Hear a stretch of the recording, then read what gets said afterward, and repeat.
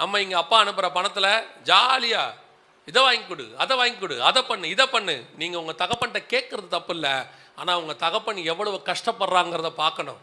அதுக்கு பின்னாடி இருக்கிற பின்புலம் என்னன்னு தெரியணும். உங்கள் அப்பா ஒருத்தர் கூட மரத்துலேருந்து பணத்தை பறிச்சுக்கிட்டு வரல.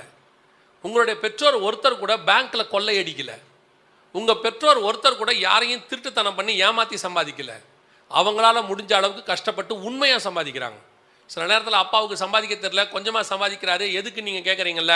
உங்கள் அப்பாவுக்கு மற்றவனை மாதிரி திருட்டுத்தனம் பண்ண தெரிஞ்சிருந்தா இந்நேரம் பணக்காரனாக இருப்பார். அவன் நீதிமானா உண்மை உள்ளவனா வாழணும்னு நினச்சதுனால தான் அவ்வளோ கஷ்டப்பட்டுக்கிட்டு இருக்கிறார்.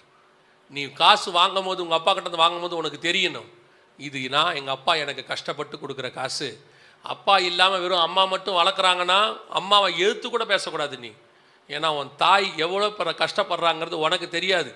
அந்த வேலை தளத்தில் போய் பார்க்கணும், எவன் எப்படி திட்டுறான், எவ்வளோ அசிங்கமாக பேசுகிறான், எனக்கு பார்க்குறான்னு உனக்கு தெரியாது. நீ ஜாலியாக காலேஜுக்கு ஸ்கூலுக்கு போய் ஃப்ரெண்ட்ஸோட உட்காந்துட்டு டிஃபன் பாக்ஸில் சாப்பாடு சாப்பிட்டுட்டு நீ வந்து உங்கள் அம்மாவை குறை பேசிக்கிட்டு இருக்க. எங்கள் அம்மா எப்போ பார்த்தாலும் என்னை திட்டுது, எங்கள் அம்மா எப்போ பார்த்தாலும் என்னை வேலை பார்க்க சொல்லுது. ஏன் வேலை பார்க்க சொல்லுது?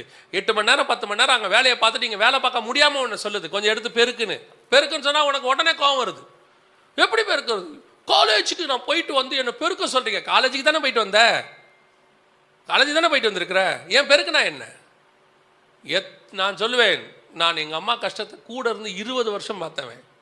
அவங்க படுற ஒவ்வொரு கஷ்டத்தையும் நீ பார்த்துனாலும், நீ பார்க்காததுனால உனக்கு தெரியல உன் பெற்றோரை பற்றி. தெரிஞ்சவன் கண்டிப்பாக தாயை தப்பாக பேச மாட்டான், தகப்பனை தப்பாக பேச மாட்டான்.